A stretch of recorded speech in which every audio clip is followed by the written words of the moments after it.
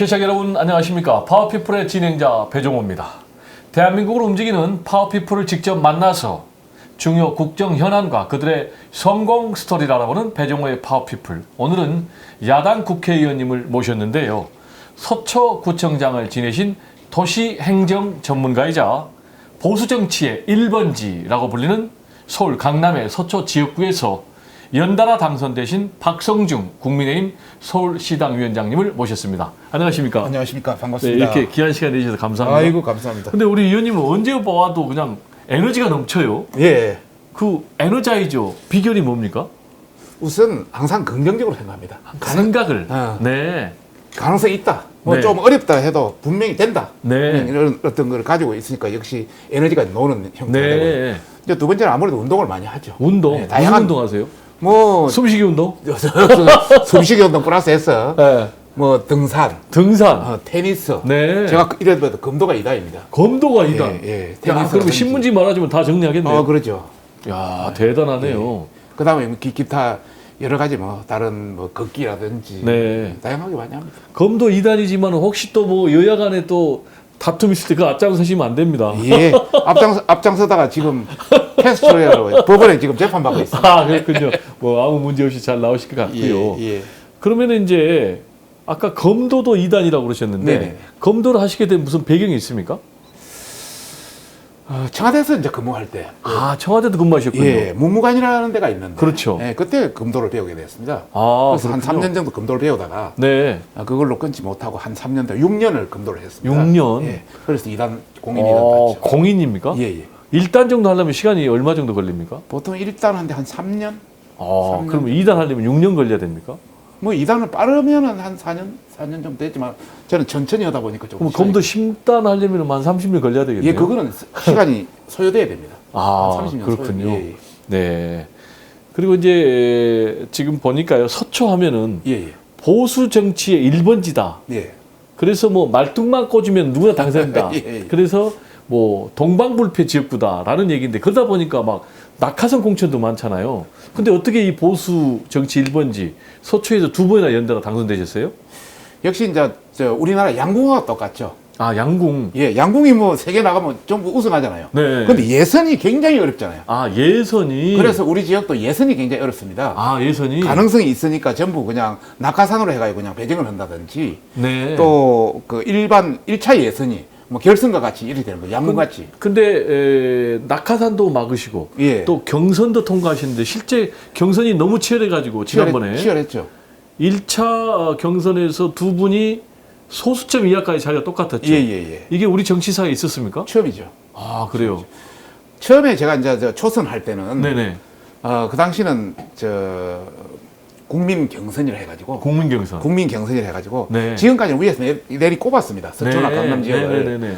하지 않고 주민들이 경선을 할 수 있도록 여론조사에 아. 의해서 하다 보니까 제가 옛날 구청장을 네. 했기 때문에 네. 현역을 끊고 당선이 될 수 있었습니다. 그러니까 국민 경선이라는 예. 공정 경선 예. 때문에 그것 때문에 국회 저는 배치되셨군요. 국회의원 배치됐죠. 네. 그리고 이제 지난번에는 제가 이제 현역이고 네. 또 다른 분하고 같이 붙었는데 실제 1차 여론조사는 엄청나게 많이 앞섰는데 아. 경선에서는 굉장히 똑같은 점수가 그럼 나왔어요. 왜 그런 차이가 나왔을까요? 저는 바로 역선택 문제다. 역선택. 예.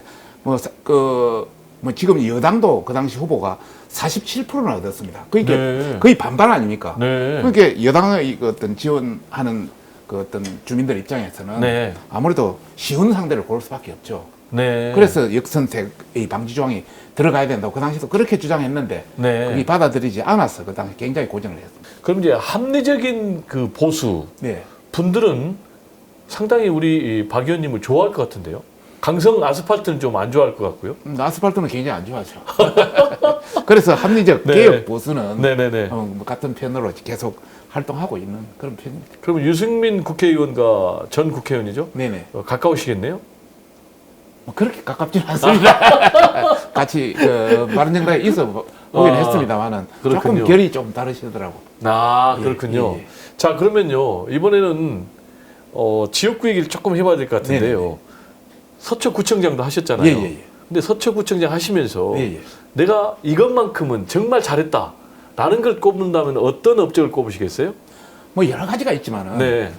그 양재천 네. 또 방배천, 네. 반포천. 네. 이 천을 그 당시 굉장히 냄새가 많이 났습니다. 그렇죠. 이걸 완전히 한 1m 떠내고 네. 새로운 식물로 깔아서 전체 깨끗하게 바꾼 거. 그러면 청계천보다 더 좋습니까? 그 좋습니다. 그 다음에 반포 종합운동장이라고 있는데 네. 그 당시는 완전히 그냥 이 똥물이라 할까? 완전히 네. 냄새도 지독하고 그런 네. 그 어떤 유수지였습니다. 네. 그걸 1m 이상 그 뻘을 다 뜯어내버리고 네. 우리 마사토를 깔아가지고 완전히 운동장으로 네. 바꿔준 뭐 이게 상당히 그 혁신적이었고 네. 그다음에 이제 서초가 반포와 서초 지역이 양분돼 있습니다. 그것을 그렇군요. 누에다리라는 걸 만든 누에다리. 뭐 우리나라나 세계 어디도 그 디자인이 없는 아. 새로운 디자인. 디자인이 독특합니까? 예, 서초가 옛날에 누에를 하는 잠실 도감에 있었던 데입니다. 그렇군요. 그래서 뽕밭이었나요? 뽕밭이었습니다. 그래서 어허. 잠실이 그 잠원동이라는 게 뽕밭이라는 그렇죠, 그렇죠. 누에 잡자. 예. 아. 그래서 그 누에 다리를 만들어서 그렇군요. 양쪽 지역을 완전히 연결해주고 운동을 할 수 있도록 네. 한 것이 상당히 뭐 주민들한테 호평을 받았다. 아주 주민분들께서는 좋아할 것 같은데요. 예. 지금 이제 강남을 굉장히 환경 친화적인 주민들이 살기 좋은 그런 지역으로 바꾸셨는데 네. 그 환경 친화적인 도시로 바꾸게 된 그런 계기 내지는 영감 예. 어떻게 가져오셨을까요? 제가 뭐 도시행정자 전문가라고 소위 자부하는데 그렇죠. 도시행정 전문가죠. 예. 뭐 행정도 예를 들어 한 25년 정도 서울시에서 했지만은 네. 또 일본에 가서 한 3년 정도 근무를 일본에서 했습니다. 어디서 근무하셨어요? 동경에서 근무했습니다. 3년이나요? 예. 그러면 학위를 학위를 받으신 거군요. 박사학위를 국내에서도 받았지만 일본에서 3년 정도 공부를 했습니다. 그러면 무슨 분야? 도시행정 박사입니까? 도시행정. 어이구 박사님. 아이고, 예. 그래서 그 일본 논문이라든지 미국 논문도 SGI 논문도 있습니다. 그렇군요. 그래서 이론과 실제에 대해서 누구보다 잘 알기 때문에 네. 또 외국을 직접 갔다 왔기 때문에 네. 그런 차원에서 아이디어를 얻어서 그렇게 하게 된 것입니다. 그러면 도시행정 전문가시면 네네. 이른바 범보수에서 이번에 딱 떨어진 서울시장 후보감인데 왜 도전 안 하셨어요? 뭐 우선 자질이 모질이고요. 우선 양보하고 여러 가지로 부족하고요. 네네네. 두 번째는 제가 이제 총선에 당선된 지 6개월 정도밖에 안 된 시점이었기 때문에 그렇군요. 거기서 나간다는 게 이것은 조금 유권자에 대한 예의가 아니군요. 유권자에 대한 도리가 아니다. 아. 이런 차원에서 처음부터 저는 그렇군요. 뒤에서 백업하겠다. 이래서 지금 시당위원장으로서 열심히 하고 있습니다. 네, 그렇군요. 그리고 서울시에 대해서는 지금 어느 후보자보다도 상세히 잘 알죠. 그냥 손바닥 보듯이 다 들여다보고 계시네요. 30년을 가지고 또 그쪽 분야만 전공을 했기 때문에. 그러면 이제 여러 예비 후보들 네네. 공약을 보면은 다 평가가 나올 텐데 당연하죠. 지금 보니까 경부 고속도로를 지하화하자라는 네네. 공약을 보수 후보 또 범진보 후보도 다 내놨더라고요. 네네. 근데 이 원조가 우리 박 의원님이시라고. 그렇습니다. 제가 그 아이디어를 낸 겁니다. 언제 냈습니까? 구청장 되자마자 2006년도에 2006년도에. 예.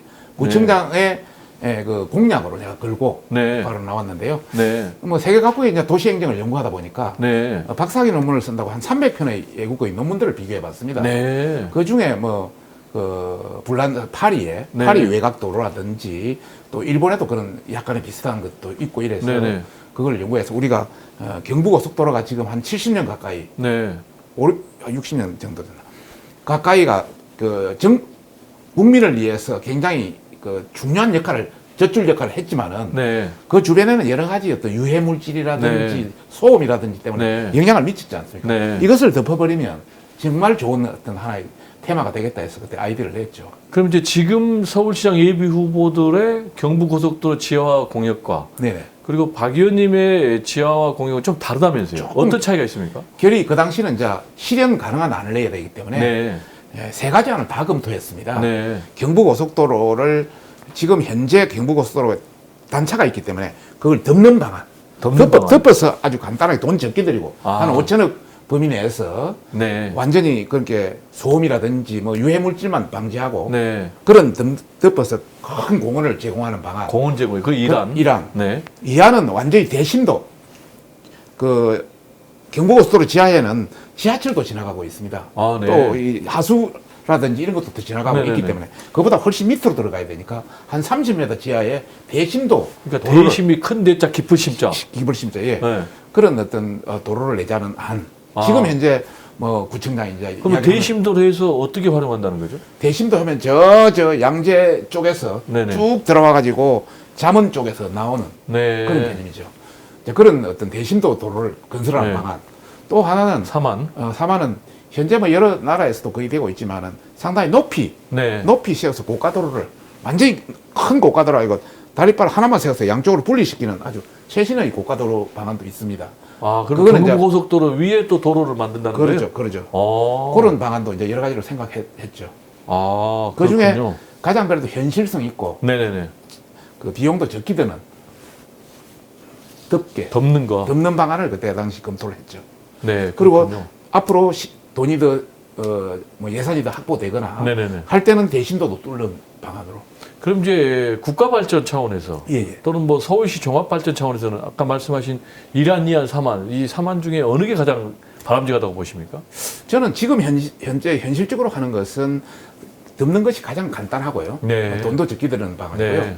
네. 대신도 하는 방안에 대해서는 뭐 반대는 하지 않지만은 네. 그거는 앞으로 궁극적으로 서초구에서 대심도로 들어가서 다시 대심도로 놓는 차량도 굉장히 많은 처리에 문제가 있습니다. 네. 그래서 그거는 서초를 통과해서 한강을 통과해서 네. 서울역을 통과해서 저 북한 쪽으로 가는 그쪽으로 뚫어지는 큰 하나의 어떤 그림에서 프로젝트에서 추진하는 것이 맞다 저는 그렇게 생각하고 있습니다. 네, 그렇군요.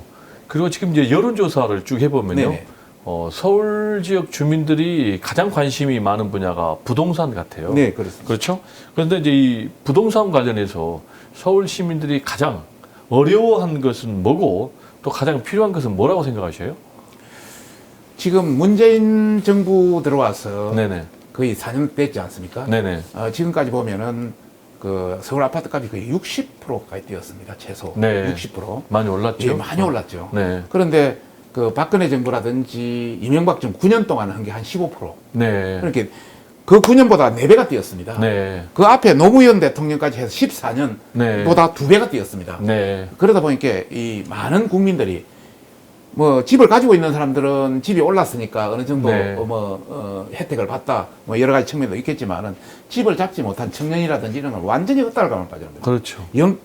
영혼까지 끌어모아도 집을 살 수 없는 이제 또 잡지 못한 사람한테는 서울에 집을 구할 수 없는 네. 이런 상황이 생겼기 때문에 앞으로 이 공급이라든지 지금까지는 네. 공급을 하지 않고 수요만 눌리는 정책 네. 그리고 정부에서 돈을 유동자금을 푸는 정책이 하다 보니까 돈이 많아져서 이제 올라가 버린 거거든요. 네. 그래서 앞으로는 공급 관련해서 뭐 재개발, 재건축이라든지 이런 거 할 수 있는 건 다 해줘야 된다. 네. 이런 생각을 가지고 있습니다. 지금 이제 정부에서는요, 최근에 뭐 80만 가구 이상을 공급하겠다라고 대책을 내놨는데 그것과 관련해서는 어떻게 평가하셔요?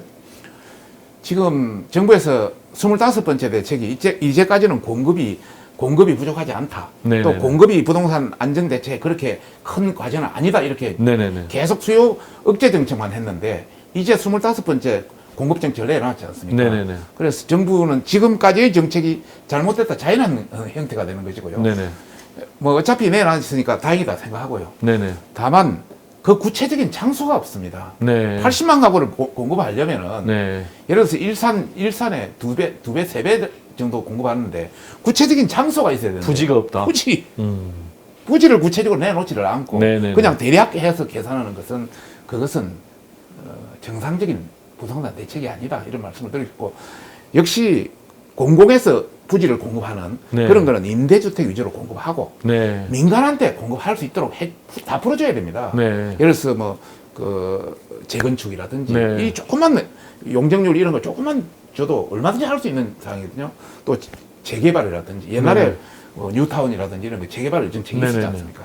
이런 것도 풀어서 정말 많은 사람들이 뭐 40년, 50년대 헌집보다는 새집 가지고 있는 게 낫지 않습니까? 자기가 새집 짓겠다는데 네. 뭐 그게 큰 무슨 이익이 있다면 그 이익의 일부를 받아서 그거는 어려운 사람한테 임대주택 개념으로 네. 공급해주고 네. 이거는 민간에서 자율적으로 돌아갈 수 있도록 수요 공급을 맞춰줘야 됩니다. 네. 민간의 자율성 예. 그리고 수요 공급을 균형을 잡아주는 게 중요하다 이렇게 그렇습니다. 말씀하셨는데 아까 이제 현 정부의 80만 원 이상 공급하는 주택 정책 관련해서 부지 마련이 가장 시급한 핵심이다라고 그렇습니다. 얘기하셨는데 지금 현재 서울시장 예비 후보분들 가운데는 뭐 70만 호 이상을 5년 안에 공급하겠다. 70만 원, 100만 원 뭐. 그러면 이거는 더 현실성 없는 거 아니에요? 중앙정부도 어려운데. 그러죠.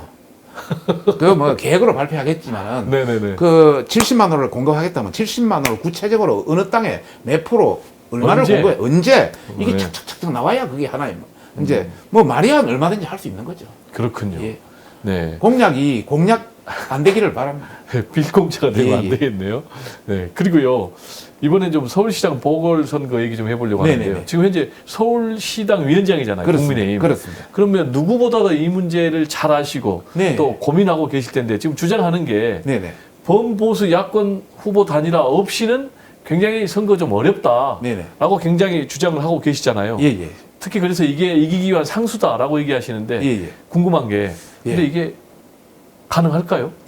뭐 결론 보면 가능하죠. 어떻게 왜? 가능합니까? 분열에서는 이길 수가 없으니까.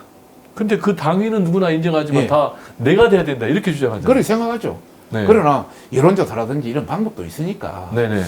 지금 현재 뭐 다양한 여러 곳에서 여론조사가 나오고 있지 않습니까? 네네. 그래서 우리 보수가 분열해서 나가는 경우는 전부가 패하는 걸로 나옵니다. 네. 그리고 단일화 했을 때도 네. 지금은 팡팡합니다. 아주 네. 거의 큰 아, 차이가 지금, 없기 때문에 그렇죠. 재난지원금이라든지 기타 네네네. 관련해서도 네네네. 그런 변수가 있기 때문에 본인들도 잘 알고 있습니다.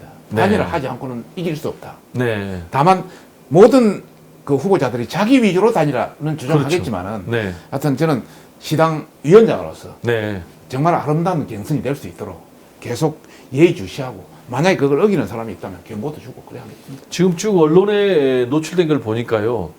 우리 박 위원장님께서는 굉장히 아름다운 경선을 주장하시면서 누구에게도 기울지 않는 합리적인 태도를 하고 있는데 우리 김정인 위원장께서는 상당히 안철수 예비 후보를 좀 공박하는 그런 언행들이 많았거든요. 그렇다면 남는 문제가 지금 안철수 예비 후보는 기호 4번을 고집하거든요.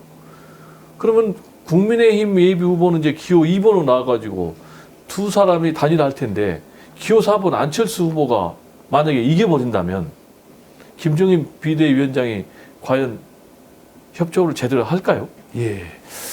지난 2011년도 그 박은순 시장하고 네네네. 박영선 후보, 민주당 네. 후보하고 그때 네네. 또 민주노동당 후보하고 셋이서 단일화 했지 않습니까? 그렇죠. 그 당시 그 박은순 그 후보는 그렇죠. 기호 10번이었습니다. 네. 10번까지 당선됐습니다. 네.